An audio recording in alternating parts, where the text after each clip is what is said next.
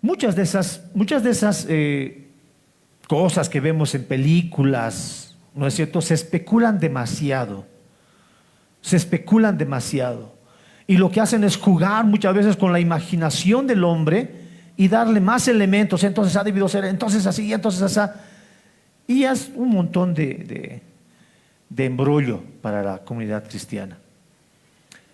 Estas pequeñas escenas que vemos de Jesús haciendo animales con barro y luego dándoles vida o milagros, no son extraídos de la palabra de Dios.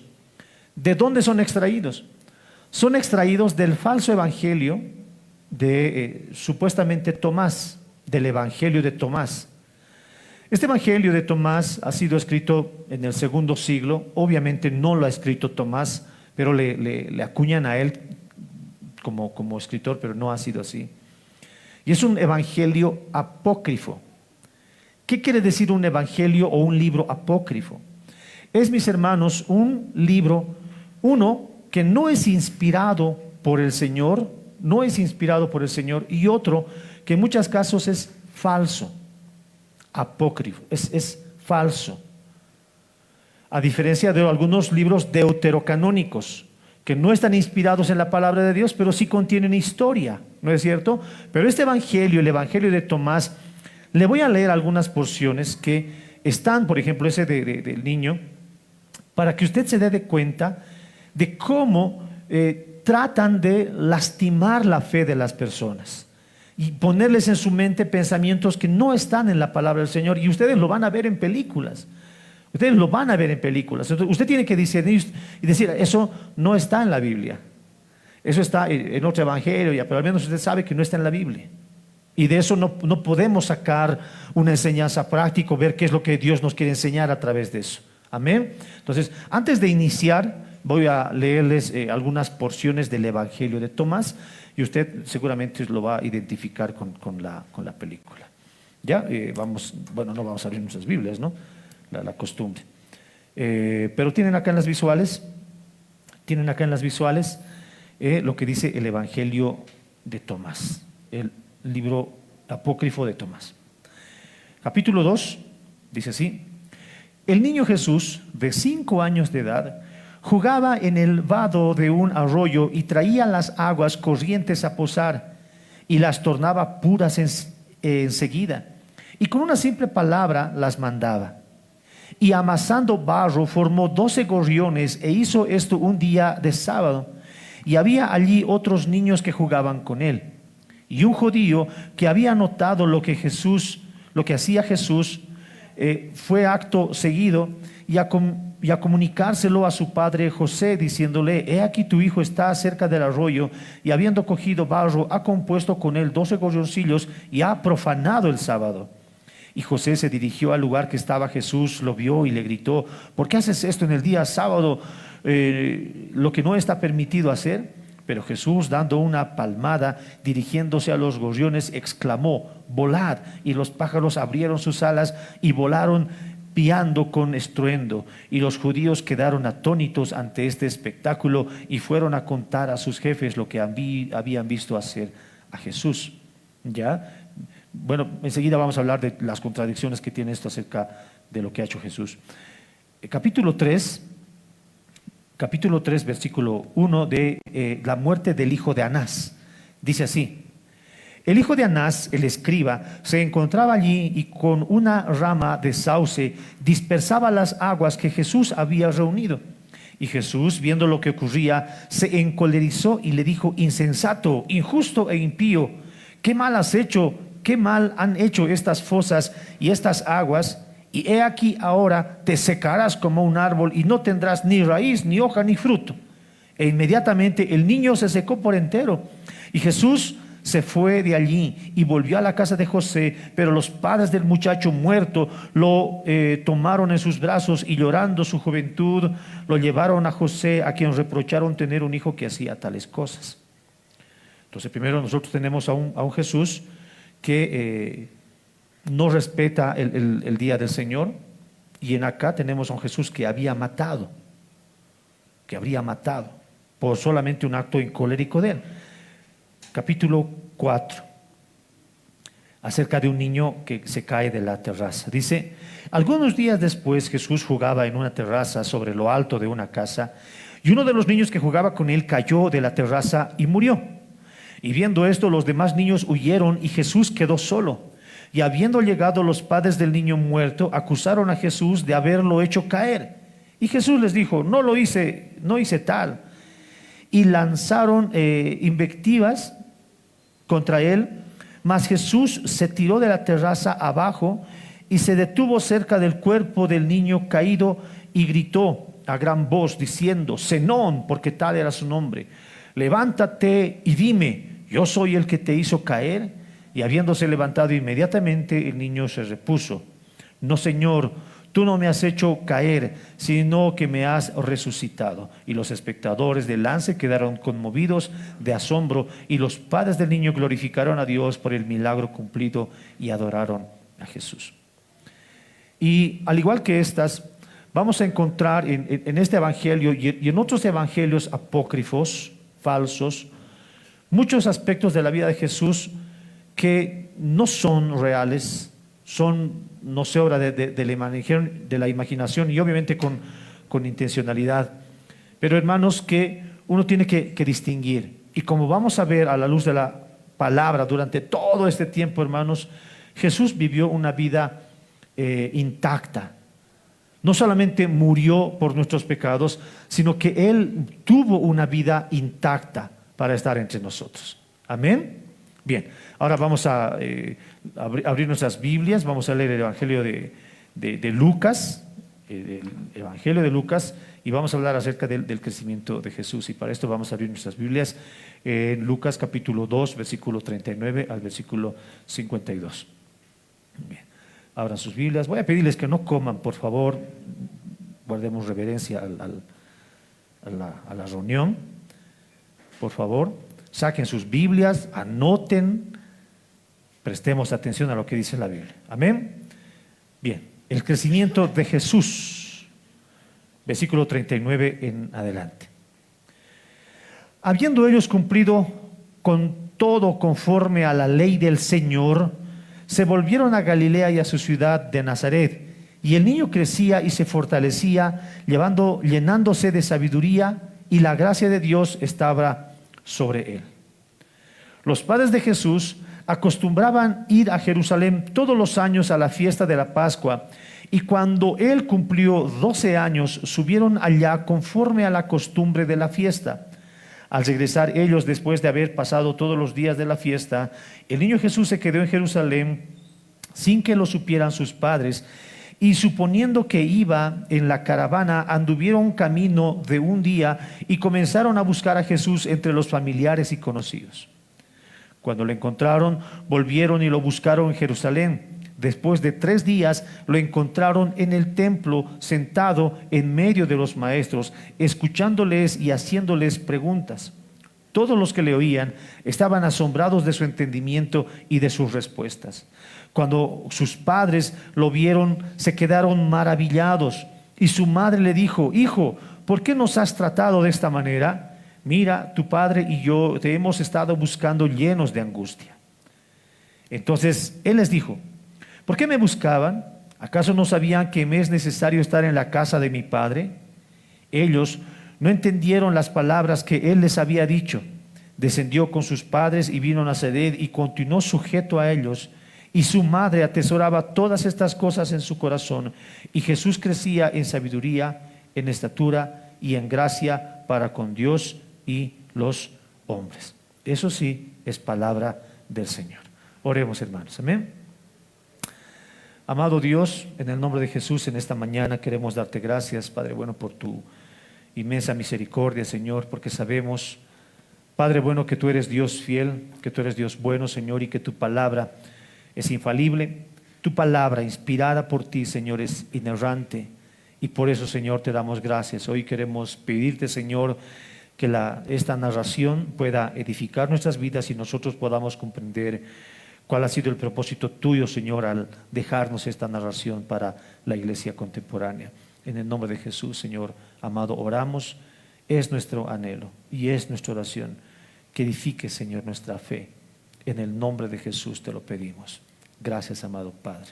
En el nombre de Jesús oramos todos juntos y decimos amén, amén y amén. Amén, hermanos. Cuando nosotros escuchamos las narraciones que están descritas en el Evangelio de Lucas y en otros evangelios, evidentemente hay evangelios que van a marcar nuestras vidas con algo práctico, como vamos a ver más adelante con lo que Jesús hacía, hablando en parábolas y haciendo milagros.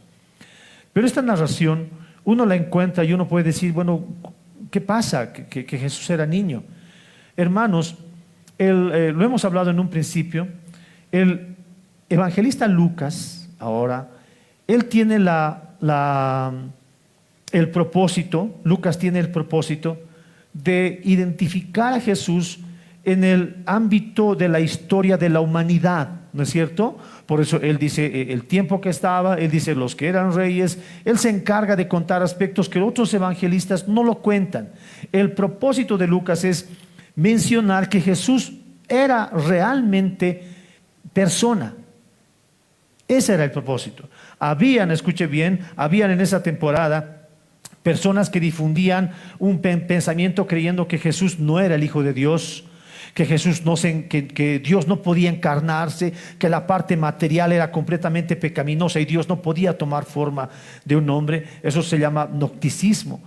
Y había ese pensamiento como lo hay ahora, hermanos, como lo hay ahora. Pero Lucas tiene este trabajo, y el trabajo de Lucas es demostrar cómo Jesús realmente era un Jesús histórico. Él estuvo entre nosotros, caminó entre nosotros, como dice la Biblia. Hermanos, Lucas ahora empieza a contarnos, y en su propósito empieza a contarnos cómo Jesús crecía, cómo Dios encarnándose tomó la forma de nosotros, y Él tomó también muchos aspectos de los nuestros, como es el de crecer y el de aprender. Jóvenes, muchas veces para nosotros es fácil asimilar a Jesús como Dios. Y cuando hablamos de Jesús y los milagros que Él ha hecho, se nos quedan fácil. Y lo decimos, sí, Él es Dios. Y Jesús ha dicho, sí, Él es Dios, y amén. Pero cuando hablamos acerca de la personalidad de Jesús y de Jesús en su humanidad, nos es muy difícil comprender cómo Jesús era realmente una persona humana. Y vamos a ver en el transcurso de estos evangelios cómo Jesús tenía hambre, cómo Jesús se cansaba, cómo Jesús se entristecía, como una persona lloraba, cómo Jesús también se encolerizaba, se enojaba, pero no pecaba. Porque, hermanos, Jesús estaba entre nosotros y Él tomó la forma de un hombre. Dios tomando la forma de un hombre. Entonces, para nosotros esto, hermano, tiene que ser una fe informada, una fe que realmente sepa lo que dice la Biblia. Y si la Biblia dice que Jesús era realmente hombre y que Él estuvo pasando por muchos aspectos que nosotros como hombres pasamos y no pecó, eso para nosotros, hermanos, es garantía de nuestra fe.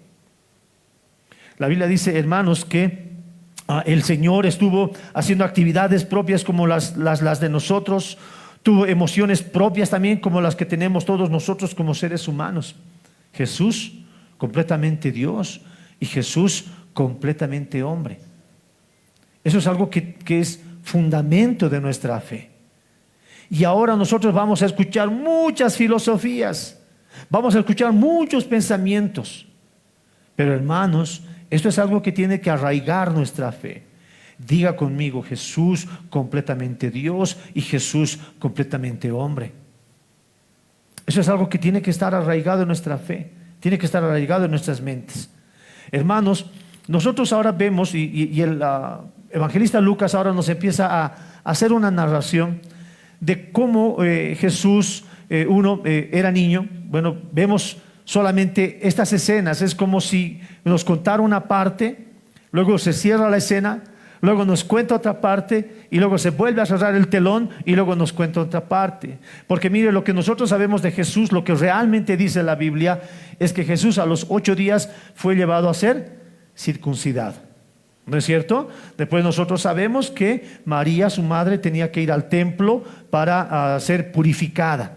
¿No es cierto? Y Jesús estaba con ellos. Pero luego Lucas cierra la escena y dice, se fueron hacia su lugar. Y el niño crecía, dice la Biblia, en sabiduría. Él crecía. Pero luego se cierra la escena y se vuelve a abrir el telón cuando Jesús tiene 12 años. Y después de contarnos esta escena, nuevamente se cierra el telón y nosotros vemos ya la aparición de Jesús en su ministerio público, ya trabajando y haciendo bien a las demás personas. No tenemos una comprensión de muchas cosas que no están escritas en la Biblia, pero sí lo que ha sido fundamental para nosotros es lo que está en la palabra del Señor. Y ahora Lucas empieza a narrarnos una historia de cómo Jesús y sus padres guardaban la ley de Dios, guardaban la ley del Señor. Dentro de esos marcos que ellos tenían como ley, era que ellos puedan ir por lo menos a Jerusalén 3 veces al año a 3 fiestas que eran importantes. Estas fiestas a los que ellos viajaban, como cualquier viaje para nosotros, hermanos, no es barato, ¿no ven? No es barato cualquier viaje que nosotros hagamos. Y nosotros vemos, hermanos, que José y María no eran ricos, no eran ricos. José trabajaba seguramente, pero tenía lo necesario. Y emprender este tipo de viajes, hermanos, para muchas de esas personas era realmente algo que les apasionaba. No era en algo en lo que ellos no escatimaban el poder ahorrar para llevar a estos viajes. Porque eran viajes sagrados, eran viajes que ellos tenían que hacer, era parte de lo que a ellos les gustaba. María y José eran hombres devotos y instruían a Jesús en ese camino. Entonces viajaban las personas a ese lugar y por lo menos el hombre dice que tenía que estar presente en ese lugar. Pero hay algo que también la historia nos muestra, es que estas fiestas eran obligadas de alguna manera para los hombres. Las mujeres podían ir, pero más eran obligados los hombres. Y el niño o el adolescente a los 13 años, según la tradición judía, ya estaba considerado para que él pueda hacerse cargo de su vida de fe, en su relación con Dios, en la ley. Hasta los 12 años, ¿no? El papá estaba ofreciendo holocaustos por él, estaba ofreciendo ofrendas por él, pero a partir de los 13, el joven ya tenía que hacerlo por sí solo. Y la historia dice que a los 13 años se marcaba esto, que era el 13 años el año del compromiso, según los judíos. Los 12 años era el año del discernimiento, y los llevaban unos 2 o 3 años para que estos se vayan acostumbrando. Entonces ellos tenían un viaje. ¿Qué nosotros vemos en estas personas? Devoción por las cosas de Dios. Ahora, hacer un viaje, hermanos, no se me duerma, hermano, hacer un viaje de 140 kilómetros más o menos, para nosotros ahora puede ser fácil. Nosotros tenemos teleférico, nosotros tenemos avión, tenemos minibús, tenemos facilidades, carreteras aplanadas, tenemos todo y no nos cuesta comprender mucho un viaje. Pero en ese tiempo, hermanos, 140 kilómetros aproximadamente, así medio en curvita, porque ir directo era 100 kilómetros, pero usted se recuerda que tenían un problema con Samaria y tenían que dar la vuelta, ¿no ven? Entonces se aumentaban unos 35, 40 kilómetros. Y ese viaje no es pues un viaje asfaltado, ¿no? Es un viaje pedregoso y no tenía los zapatos que nosotros hoy día tenemos. Hoy nosotros tenemos zapatos máquina de guerra, ¿no ve? Que no nos dañan, pero en ese tiempo no. Ellos andaban con sandalias y los pies se les encallaban. Hermanos, estas personas que iban a estas fiestas judías lo hacían realmente con mucha devoción, mucho temor a Dios, mucha devoción a Dios. Esto, hermanos, habla de la fe de hombres que realmente amaban al Señor, pero no lo amaban solamente con palabra. Para nosotros, hermanos, el día de hoy, faltar a un culto, faltar a una reunión, pareciera que no nos costara, ¿no? Pareciera que, ya hoy voy a faltar, pareciera que no implicara demasiado. Una reunión nomás es. O no voy a ir a la iglesia, o no voy a hacer este otro. Pareciera que, hermanos, yo le digo, no es que Dios le va a dar más ni menos, se lo dije, pero sí muestra nuestra fe y muestra de nuestra devoción al Señor. Estos hombres, hermanos, viajaban. Y lastimosamente hoy, en muchos lugares, la gente quiere solamente una iglesia que esté al lado de ella o cerca a la casa. ¿no ve? Cerca a la casa, que le sea lo más fácil posible. Y si me lo pueden transmitir, mejor todavía. Pero hermanos, hablamos de unas personas que tenían tanta devoción que no escatimaban un esfuerzo de caminar 140 kilómetros, 135, caminar para llegar y cumplir ese lugar. Y no solamente el estar en ese lugar, sino también la estadía, el cumplir con los rituales, el cumplir con las fiestas, que era un trabajo. Hermanos, es verdad que nosotros hoy no cumplimos estas fiestas, no cumplimos estas ceremonias, pero lo que sí debemos aprender de alguna manera, hermanos, es que estos hombres judíos amaban tanto esas ceremonias y no escatimaban esfuerzos para poder cumplirlas y mostrar su devoción a ellos mismos, educar a sus hijos en ello. Nosotros a veces como padres queremos allanar el camino a nuestros hijos, ¿no es cierto? ¿No ve? Queremos allanar y queremos que las cosas sean más fáciles y hasta cierto punto está bien. Pero hermanos, nosotros no imaginamos a un José o María diciéndole: Jesús, tú no vayas, nosotros vamos a ir. No, estos niños tenían que ser educados en la ley. Estos niños tenían que ser educados con la misma pasión que los padres tenían y esta exigencia que ellos tenían. Entonces, hay cosas, hermanos, que es verdad nosotros no las cumplimos como rituales, pero sí hay cosas que tenemos que aprender de ellos. En la exigencia, por ejemplo, de nuestra devoción al Señor con los hijos. Yo sé que a veces los hijos no quieren hacerlo porque realmente no quieren. Uno tiene que jalarles, uno tiene que empujarles. Y hay muchas maneras de jalarles y empujarles: con el ejemplo, exigiéndoles también, añadiendo disciplina a sus vidas, porque hermanos, si no lo hacemos nosotros, lo van a hacer otras personas. Y si no discipulamos los padres, van a discipular los amigos. Si no discipulamos los padres, va a discipular la televisión. Si no discipulamos nosotros, van a discipular las redes sociales. Hermanos, de la cultura judía hay muchas cosas que nosotros tenemos que aprender. Y lo que ellos primero nos muestran ahora, Lucas, es que estos hombres tenían mucha devoción por las cosas de Dios, por las cosas del Señor. Ellos emprenden un viaje y ellos se dedican a hacer este viaje, y en esta fiesta que ellos van, extravían a Jesús. Ahora la Biblia no nos cuenta como que un reproche, ¿no? Como que estos padres, ¿cómo lo van a perder a Jesús? Pero sí nos dice que lo perdieron. Ahora, ellos fueron, cuando terminó la fiesta, no era solamente un día, tomaban sus días, y cuando ellos retornaron, lo perdieron a Jesús. Y uno puede decir: ¿cómo van a perder a Jesús si el ángel les ha dicho que iba a hacer esto y el otro?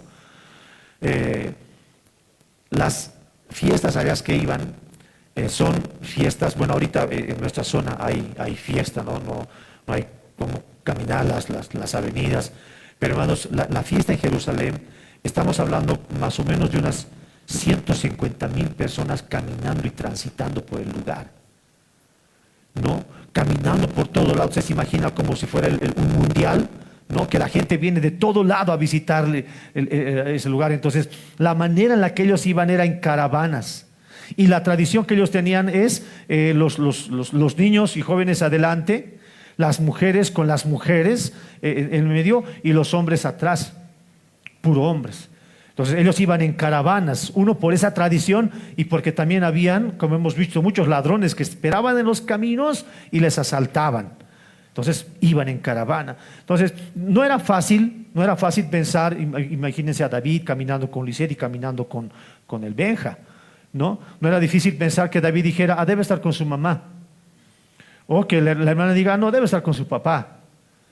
No era difícil de creer, tendría que estar con algunos de ellos. Entonces no se dieron cuenta los papás, caminaron un día y en la noche se dieron cuenta: ¿dónde está Jesús?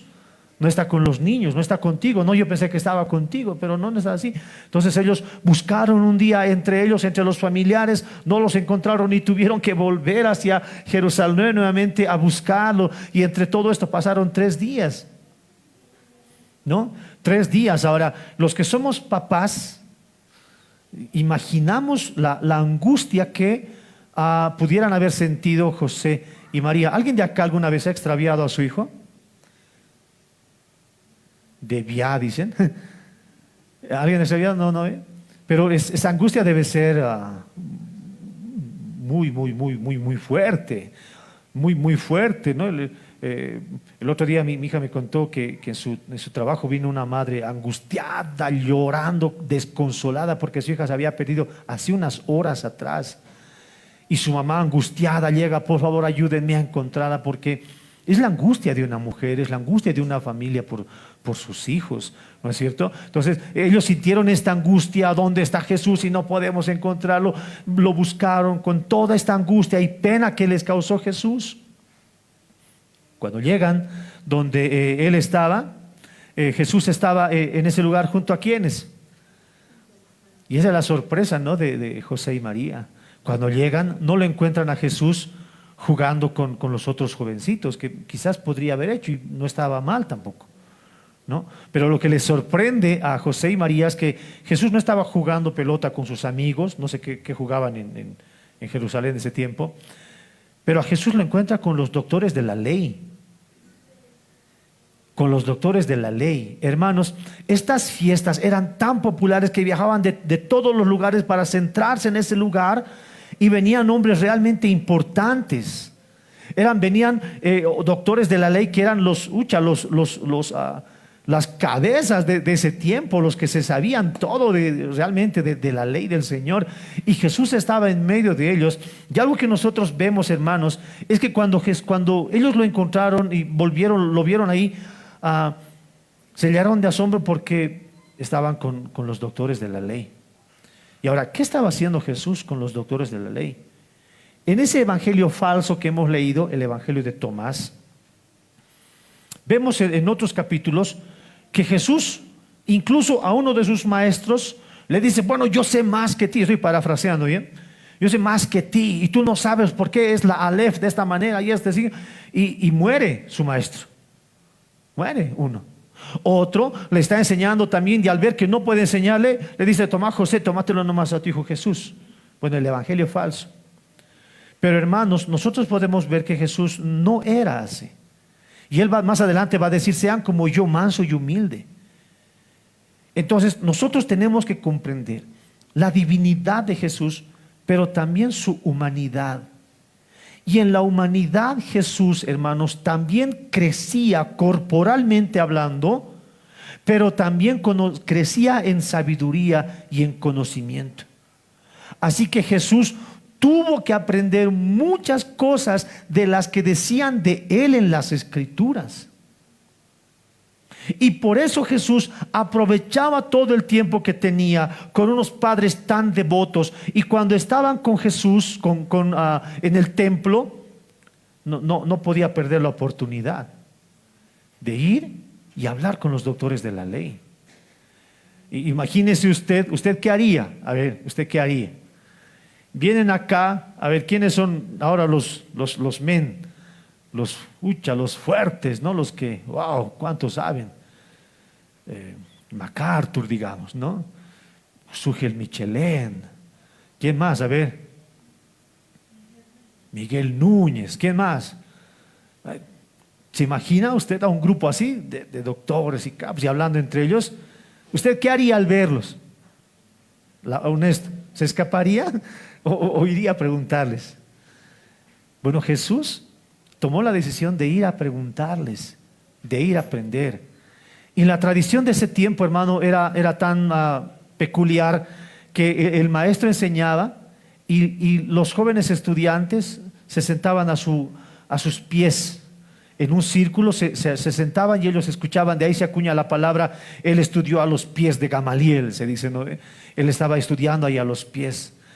Entonces nosotros vemos, hermanos, a un Jesús que estaba sentado entre ese círculo, y nosotros vemos, hermanos, al maestro. A ver, diga conmigo: al maestro, aprendiendo de las personas, ahora como discípulo.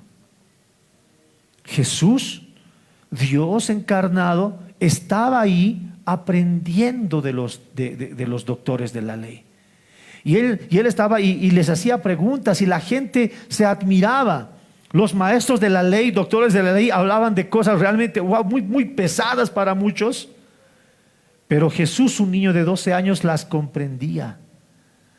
las comprendía, y cuando ellos le preguntaban, Jesús respondía a las cosas, y la gente dice que se admiraba de todo el conocimiento y de cómo él respondía a todas estas cosas. Amén. No pensemos en ese momento de un Jesús, wow, que tiene toda la sabiduría del mundo. Claro, era Dios. No, debemos de pensar de Jesús como un niño que estaba aprendiendo, de un niño que estaba siendo instruido por sus padres devotos. No tenían la Biblia como nosotros tenemos nuestra Biblia, ¿no ve? En nuestras casas, no. Ellos tenían que ir a la sinagoga a leer las escrituras. Ellos tenían que ir a ese lugar. ¿Se imagina el trabajo menudo que tenía Jesús al aprovechar su tiempo y aprender las escrituras? Hoy a veces en círculos así teológicos, ¿no ve? Uno va y no entiende chino. Empiezan a hablar entre teólogos y no entiendo nada, uno dice. Pero Jesús estaba ahí delante con los doctores de la ley, sentado, aprendiendo. Y cuando esa interacción había entre maestro y discípulo, los maestros le preguntaban y Jesús respondía y la gente se sorprendía de él. Pero lo extraordinario también, hermanos, que vemos en la palabra del Señor, es que él estaba en ese lugar haciendo también preguntas a los doctores de la ley. ¿Qué es lo que la Biblia decía de él? Cómo estos doctores interpretaban la ley. Y hermanos, miren, cuando una persona pregunta, uno ve hasta esas preguntas que tienen conocimiento, ¿no es cierto? Y Jesús era uno de esos niños. Jesús era uno de esos niños que cuando preguntaba, no preguntaba de manera superficial, sino que las preguntas de Jesús eran bien profundas, de tal manera que los doctores de la ley se preguntaban, ¿de dónde este niño tiene tanto conocimiento? ¿Por qué nos pregunta tantas cosas que él? Y bueno, se sorprendían de lo que él tenía. Jesús aprendiendo entre nosotros.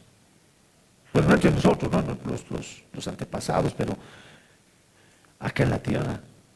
Hermanos, esto que Jesús estaba ahí aprendiendo, viendo, hermanos, tiene que llamarnos la atención, tiene que también ser parte fundamental de nuestra fe. Jesús 100% Dios, 100% hombre, entre nosotros aprendiendo. Amén. Y hermanos, obviamente tiene que llamarnos la atención. Hoy en día nuestros niños están aprendiendo así como Jesús. Porque hermanos, ¿qué modelo? No coman por favor, me ponen nervioso como si fuera yo un espectáculo o algo así. Hermanos, miren, nosotros no podemos imaginarnos a nuestros niños, digamos, obviamente no, tal vez no consuman teología, pero hermanos, cómo nuestros niños están siendo educados, cómo nosotros educamos a nuestros niños. La educación que Jesús tenía era la educación que él aprendía de sus padres y la educación que tenía de la sinagoga. Esa era la educación. Y a veces nosotros, hermanos, lastimosamente hemos aprendido demasiado tarde. Yo le he entregado mi vida al Señor a mis 18 años saliendo del cuartel.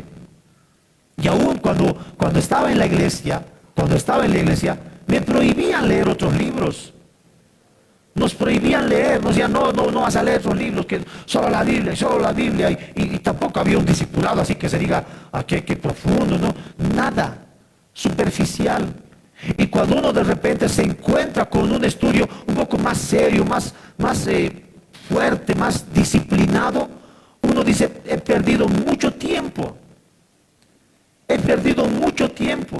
No solo mis 18 años que no sabía nada de Dios, sino he perdido un tiempo valioso en una iglesia que de repente no edificaba a la gente. Hermanos, el tiempo es algo que nosotros no vamos a poder recuperar. Hoy, por más que nos demos de cuenta, no podemos recuperar el tiempo que ya lo hemos perdido. Pero lo que sí podemos hacer es administrar mejor ahora nuestro tiempo. El estudio de la Biblia, hermanos, es algo que tiene que ser parte esencial de lo que nosotros somos como creyentes. El alimentarnos, ¿nos alimentamos solamente aquí en la iglesia, como en ese tiempo en la sinagoga?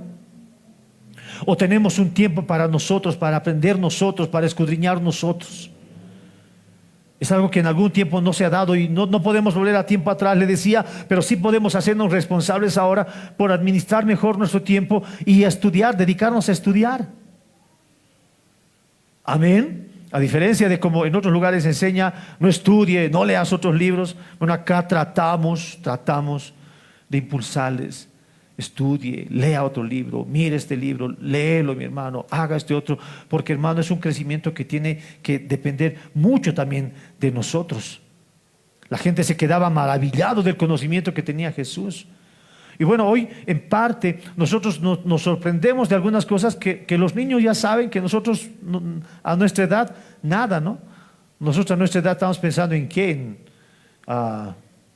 Giga, ¿no? ¿Cómo es? A ese medio, Giván, ¿no? Los Caballeros del Zodiaco, de nuestras temporadas. Pero hoy los niños saben ya cosas de la Biblia que realmente está bien. Y los jóvenes también empiezan a aprender cosas que nosotros cuando éramos jóvenes ni sabíamos ni aprendíamos. Pero tampoco tenemos que conformarnos con eso. No porque esté bien no quiere decir que no se pueda mejorar. Amén. Entonces ayudemos, impulsemos, miremos a Jesús. Porque ¿de quién nos vamos a tomar ejemplo? Amén. ¿A quién me podrían nombrar ustedes del que podamos decir tomemos ejemplo de él? Nadie, ¿no? Nadie. No hay nadie. Así una vida que nosotros conozcamos que digamos de él voy a tomar ejemplo. De nadie. Jesús es sí nuestro ejemplo de vida. Y si Jesús, siendo niño, daba tanto esfuerzo por inquirir, por aprender de la palabra del Señor, hermano, es algo que nosotros también debemos de imitar. Amén. Jesús estaba en medio de ellos aprendiendo y llega un momento en las que, bueno, José y María se acercan a ellos, ¿no? Se acercan donde ellos y le dice, Jesús, de alguna manera la mamá le llama la atención y le dice, ¿por qué nos has hecho esto? Nos has llenado de angustia. Y es obvio, o sea, se han preocupado, seguro, han llorado. Y cuando le llegaron a Jesús, como que María le quiso hacer sentir mal, ¿no? Le quiso hacer sentir mal a Jesús. Y Jesús sabía, mis hermanos, que esto les causaba angustia a sus papás. Pero de alguna manera Jesús les estaba mostrando lo que él iba a significar, que esa separación en algún momento tenía que darse. Él iba a decir versículos más adelante, Juan capítulo 6, versículo 38, por ejemplo. Él les va a decir más adelante, es porque yo he descendido del cielo no para hacer mi voluntad, sino la voluntad de el que me envió. Entonces Jesús ya les estaba mostrando, y en parte esta angustia que María ya estaba empezando a sentir era la angustia que en algún momento Simeón le dijo. ¿Se recuerda que Simeón le dijo, este niño es para el levantamiento de muchos y para el quebrantamiento de muchos, pero a ti, mujer, una espada te atravesará el alma? ¿Se recuerda? ¿Qué le dijo Simeón a María?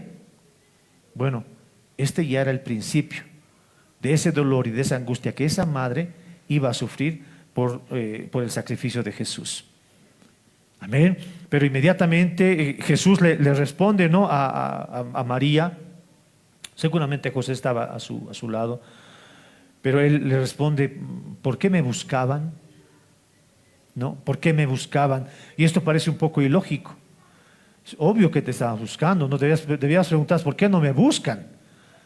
No, si un niño se pierde, y ¿por qué me has dejado? Puede decir un niño, ¿no? Pero no, Jesús le dice, ¿por qué me buscan? Y luego dice, ¿acaso no sabían? Les dice, ¿acaso no sabían que me era necesario estar en la casa de mi Padre? Jesús le dice, o sea, ¿por qué me buscan? ¿Acaso en este tiempo, acaso lo que les ha dicho el ángel, acaso lo que les ha dicho Simeón, acaso durante de estos 12 años que me han visto crecer, ¿no se han dado cuenta que debo de estar en la casa de mi Padre? Amén. Hablándoles ya de esa separación que iba a haber. Y ahora, en acá nosotros, hermanos, seguramente los que tienen la Reina Valera 60, dice en los negocios de mi Padre, ¿no ve? En los negocios de mi Padre.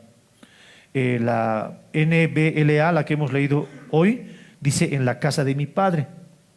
Hay otras traducciones que dicen en los asuntos de mi Padre tengo que estar. Pero originalmente no dice el lugar. Originalmente dice, entre los de mi Padre tengo que estar. Entre las de mi Padre debo estar. O sea, como que no dice el lugar, como nosotros vemos casa o negocios o asunto. No, o sea, se ha traducido de esa manera, pero originalmente como en las de mi Padre tengo que estar, como que en las cosas que Él me ha dicho, haciendo la voluntad de Dios de esa manera, ¿no? Por eso es que algunos lo acuñan en los negocios de mi Padre, en lo que el Señor le ha mandado a hacer, en lo que Dios le ha mandado a hacer. Amén, hermanos. Él les responde de esta manera, porque era lo que Él vino a hacer por nosotros, estar en las cosas de Dios. Estar en lo que Dios le habría mandado. Y de alguna manera también estar entre esos intérpretes de la ley, porque Jesús tenía que aprender. Y yo me imagino a Jesús sentado hablando de Él y quizás leyendo el Salmo o Isaías 53, como cordero fue llevado al matadero, ¿no? Y todas estas escrituras decían cosas de Él. Y él aprendiendo y preguntándole a los doctores de la ley, ¿cuál es tu interpretación de esto? ¿Por qué dice esto? Aprendiendo todo lo que iba a pasar con él. Y en acá, hermanos, Jesús dice, hablando de Dios como su Padre, es la primera vez que un individuo habla de esta relación personal con Dios, de decir, mi Padre, un niño de 12 años teniendo esta revelación diciendo, Él es mi Padre. Antes tenían a Dios como su Padre de la nación, ¿no? Pero un asunto un poco más general. Pero la primera vez que se menciona que alguien dice de una relación completamente personal, hablando de Dios como su Padre. Ellos no entendieron, dice la Biblia, que ellos no entendían por qué Él les había dicho esto. Y descendieron, dice la Biblia, volvieron nuevamente descendieron de Nazaret. Y Jesús continuó con ellos. Pero la Biblia menciona que Él se sujetó a ellos, que Jesús se sujetó a sus padres. Ahora, ¿cómo es esto? ¿Por qué se sujetó? Él era Dios, ¿no? Y Él estaba aprendiendo las cosas de la ley. Les hubiera dicho, no, ustedes vayan, yo tengo que estar aquí en los negocios de mi Padre. Pero no, Jesús, hermanos, se sujetó a sus padres porque también Él tenía que cumplir todos los mandamientos que están en la palabra del Señor. Y entre ellos, honrarás a tu padre y a tu madre. Entonces, tenemos a Jesús, hermanos, un Jesús completamente Dios, pero también completamente hombre. Y Dios está en ese lugar, hermanos, viviendo una vida de obediencia que muchos de nosotros, o todos de nosotros, o ningún hermano va a poder vivir. Una vida de obediencia, cumpliendo todos los mandamientos a la perfección, cumpliendo la ley de Dios a la perfección. Amén. Jesús sí en algún momento se enojó, pero no pecó. Y Jesús nosotros ahora vemos sujetándose a sus padres. Y no como en el falso evangelio de Tomás, ocasiones en las que José le reprocha o le riñe a su papá, a José, ¿no? Que son falsos. Entonces, hermanos, nosotros tenemos que ver, hermanos, cómo Lucas nos empieza a narrar todas estas cosas, pero Lucas cierra este telón nuevamente con algo que también nos tiene que llamar la atención. En el último versículo dice, y su madre atesoraba todas estas cosas en su corazón. Y mire lo que dice la Biblia para finalizar en el verso 52. Y Jesús crecía. Ahora, ¿cómo crecía Jesús? En sabiduría, crecía en estatura, en gracia para con Dios y con los hombres. Amén. Tenemos a Jesús, mis hermanos, que era un hombre que estaba aprendiendo muchas veces, pero que ahora Lucas cierra el telón y ya no se nos da más detalles.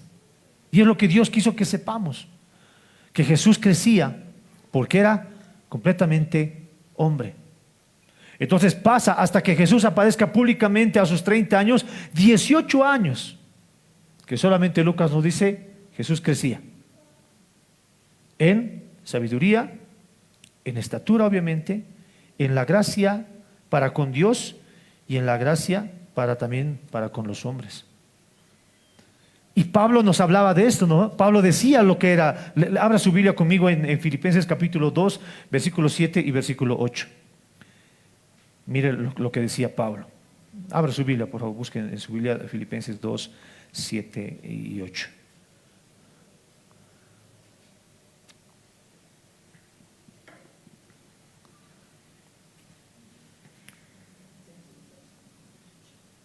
Dice así: sino que, dice Pablo, se despojó a sí mismo tomando forma de siervo. Ahora, esto mire, hecho semejante a los hombres y estando en la condición de hombre. Amén. Tenemos a Jesús y Pablo le dice: Jesús se despojó de sí mismo, no se despojó de la divinidad, se despojó de la gloria y tomó forma de hombre. El Verbo se encarnó, fue hecho semejante a los hombres y estando en esa condición, en la condición de hombres. Y en la condición de hombres, hermanos, nosotros tenemos todo con lo que luchamos: sueño, cansancio, hambre, pero también tentaciones. Amén. Todo. Jesús era hombre. Y al igual que Jesús, hermano, seguramente tuvo tentaciones y fuertes tentaciones. Porque nosotros vemos las tentaciones, por ejemplo, cuando Satanás se le aparece, ¿no ve? Cuando él está ayunando. Pero hermanos, no tiene que ser difícil para nosotros imaginar que Jesús también tuvo otro tipo de tentaciones. Pero estando en esa condición, en condición de hombre, hermano, Jesús estaba como un sacerdote, pero que vivía lo mismo que nosotros vivimos. Amén. Lo mismo. Los sacerdotes en ese tiempo no eran así. Los sacerdotes se encerraban en el templo y estaban solamente comiendo la ley, estaban con las cosas, entre sacrificios, no tenían una vida ahí afuera. De manera que no se compadecían por la gente. Llegaba uno de repente con su ofrenda y le decía: ¿cómo vas a traer esto y el otro? O sea, había una cierta frialdad. No se compadecían de ellos. Pero Jesús, hermanos, sí. Jesús sí creció como los hombres. Estaba trabajando seguramente con su papá José a su lado, viendo las necesidades que había en la casa, creciendo de repente, haciendo tantas cosas. Pero Jesús sí se pone como el sacerdote, pero no un sacerdote que no conoce nuestras necesidades, sino como un sacerdote que sí conoce nuestras necesidades, que sí conoce las tentaciones por las que se vive, que sí conoce lo que es sentirse triste. Uno pues, ¿cómo Dios triste? Bueno, Jesús sí sabe lo que es sentirse triste. Mis hermanos, Jesús sí sabe lo que es sentirse decepcionado. Jesús sí sabe lo que es traer un dolor, las que nosotros vivimos de nuestra vida cotidiana. Jesús sí sabe. Y Él está por nosotros, mis hermanos, intercediendo delante de Dios, porque es alguien que sí nos conoce. El único que está intercediendo por nosotros, alguien que realmente sí nos conoce. Hermano, por eso es que cuando nosotros estamos tristes o pecamos o hacemos algo, podemos correr ante el trono de la gracia, delante de Jesús, porque Jesús sí nos conoce, porque Jesús sí ha vivido, Jesús sí ha sido joven, Jesús sí ha llorado, Jesús sí se ha entristecido, Jesús ha hecho todas esas cosas, pero no ha pecado. Amén. Eso es algo que, hermanos, tiene que estar en nuestra mente. Jesús crecía de manera natural en estatura. Jesús crecía en su sabiduría para con Dios, aprendiendo de la ley del Señor, aprendiendo de la ley de Dios.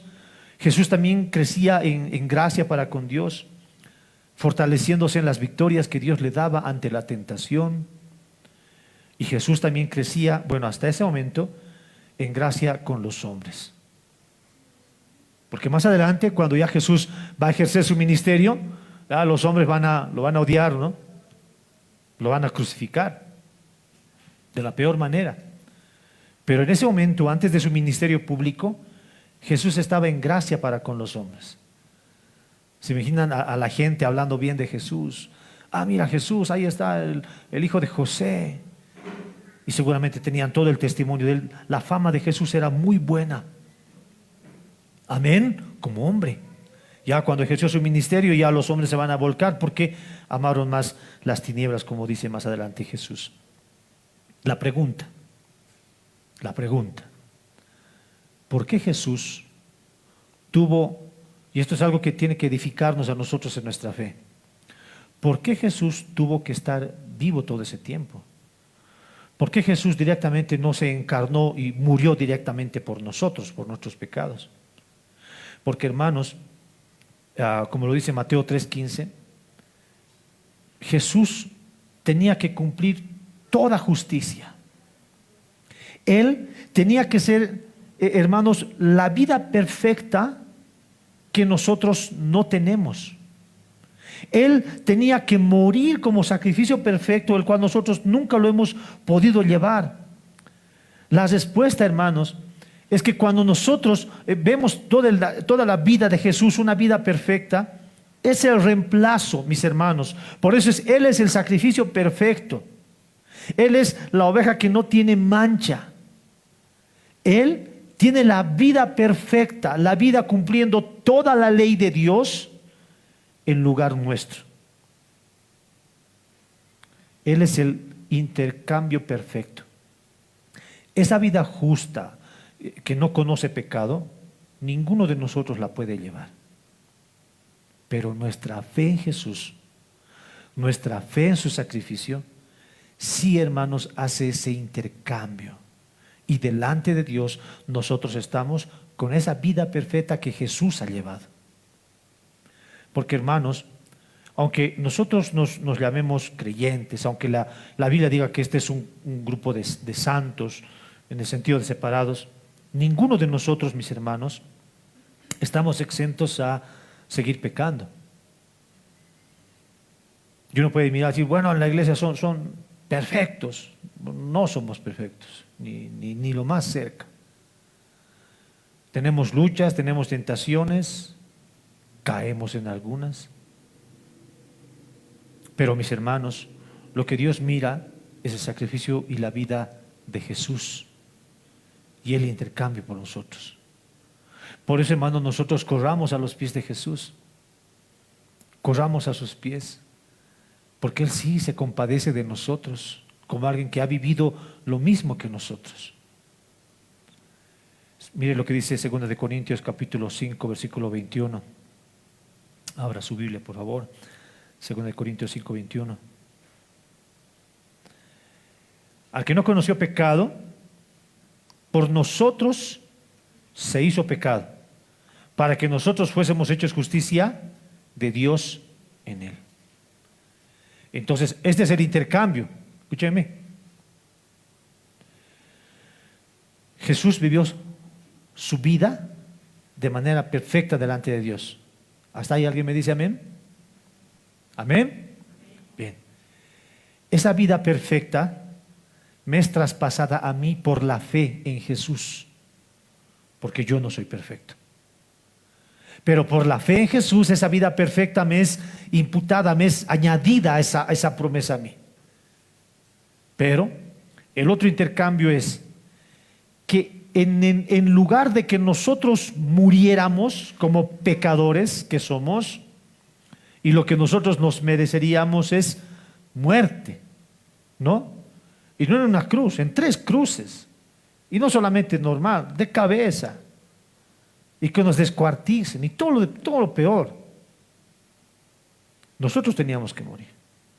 Pero ahí está el otro intercambio, en que nosotros no morimos, sino que Jesús tomó esta vida imperfecta que nosotros vivimos ahora, esta vida imperfecta, pecaminosa que nosotros vivimos ahora, Jesús la tomó y Él murió como pecador. De la peor manera. Y nuestra fe en Jesús, hermanos, nos hace beneficiarios de esta maravillosa promesa. Él murió en mi lugar y su vida perfecta fue añadida a mí por la fe en Jesús. ¿Cuánto le dicen gracias a Jesús? Por eso, hermanos, nuestra devoción a Él. Por eso, hermanos, nuestra devoción por las cosas de Dios. Amén. Él es Dios, mis hermanos. Él es Dios, pero al igual que Dios, igual hombre. Y Jesús crecía. Y Lucas cierra el telón. No necesitan saber nada más. Inspirado por el Espíritu Santo. Y luego ya aparece cuando Jesús tuvo 30 años, ya ejerciendo un ministerio público, cuando Jesús ya sabía todo, ya habría estudiado todo lo que la ley dice de él, todo lo que los profetas hablaban de él, él ya sabía todo. Y Jesús dijo, bueno, ok, ahora es el momento. Ahora es el momento. Y 30 años para nosotros todavía es joven, ¿no es cierto? Es todavía joven, 30 años. Ya con todo el conocimiento, y él empezó a ejercer ese momento específico para hacer las cosas delante de Dios, el momento de Dios. Amén, hermanos. La hora indicada por Dios. Las cosas de Dios en su momento son hermosas. Las cosas de Dios en su lugar son hermosas, en su orden son hermosas. Y no es que nosotros no podamos quebrantarlo, hermanos, nosotros podemos quebrantar una y mil veces el tiempo de Dios, pero a final de cuentas los que vamos a sufrir esa desobediencia somos nosotros, ¿no? Somos nosotros. Pero Dios, que es rico en misericordia, que es rico en su amor, nos advierte por medio de su palabra todas las cosas que a nosotros nos conviene vivir en esta vida. Amén, hermanos. Amén. Por lo pronto, hermanos, nosotros aprendamos de Jesús, administremos nuestro tiempo, crezcamos en la palabra del Señor, hagamos su voluntad. Amén. Bien, vamos a ponernos de pie y vamos a darle gracias a Dios por su palabra.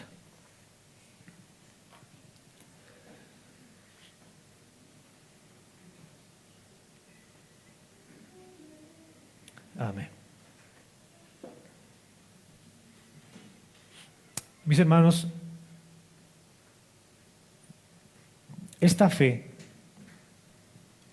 que nosotros tenemos, a la que nos aferramos, constantemente es atacada. Y la Biblia dice que, hermanos, la fe es un escudo, ¿no es cierto? Cuando hablamos de la armadura, la fe es un escudo.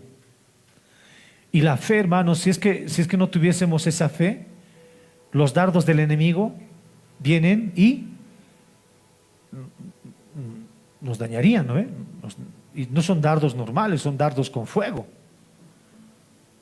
Pero la fe, una fe fundamentada, una fe fuerte, una fe firme, se pone, se la usa para que el diablo no tenga parte ni suerte.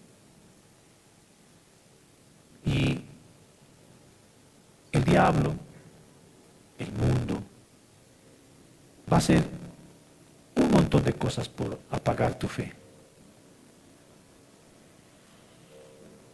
Y cuando tu fe es apagada, los dardos del enemigo te van a dañar y te van a quemar.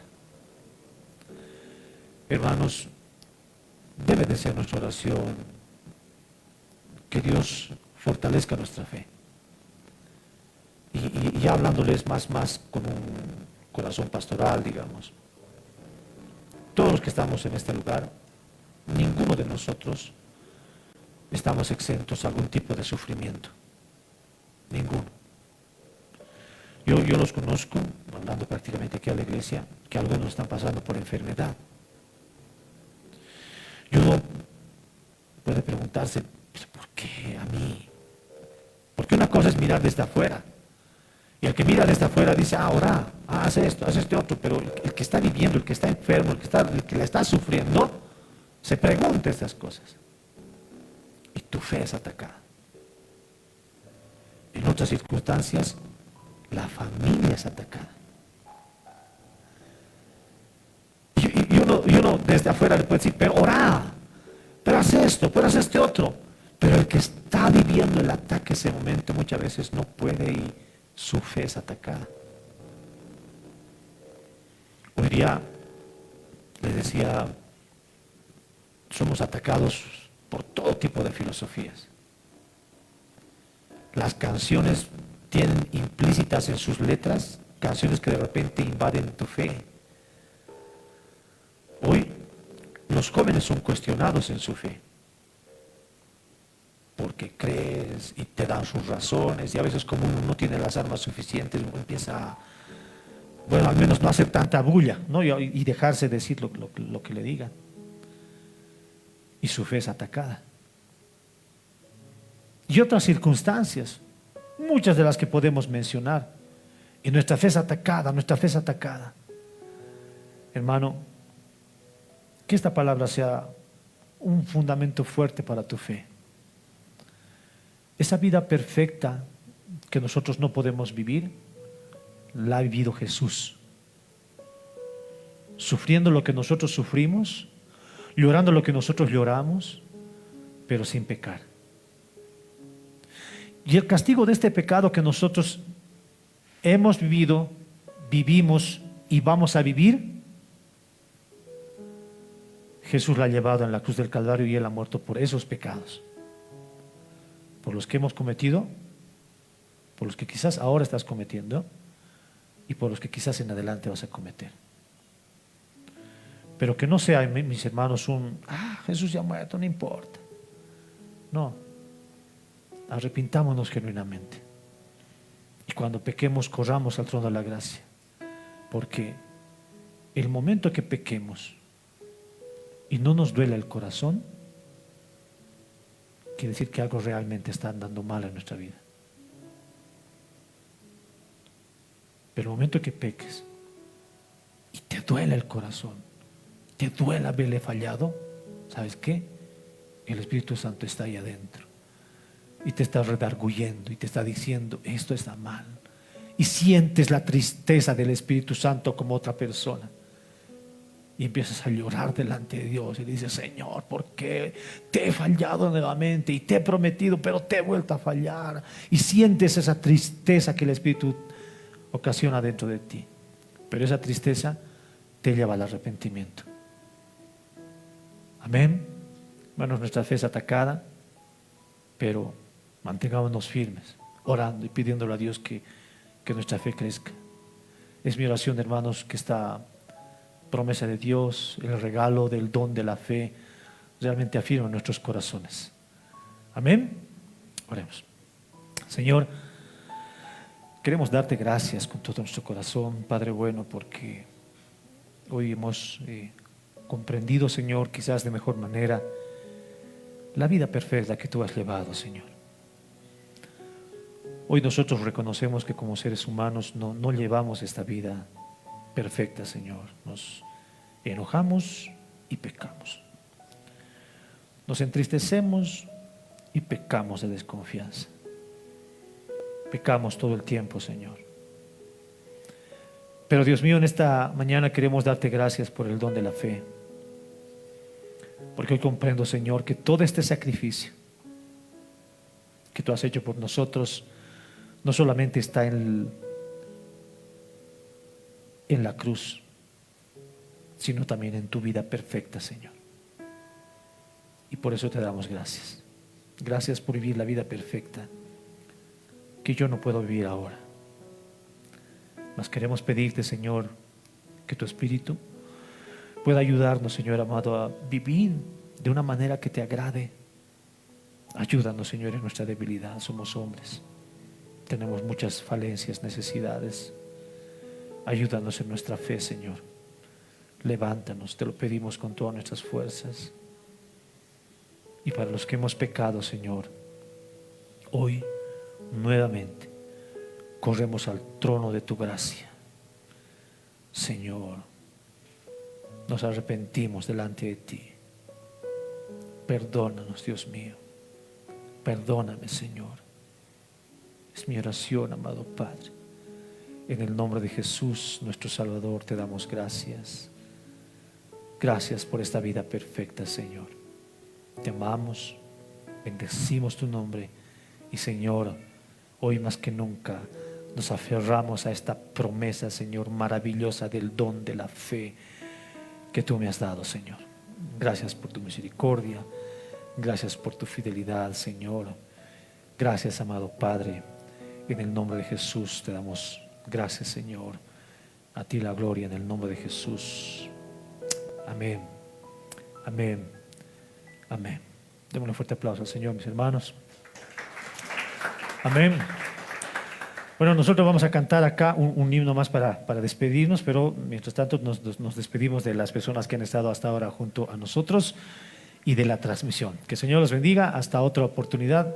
Paz de Dios. Nos despedimos con un fuerte aplauso para nuestros hermanos que nos escuchan en las redes. Amén.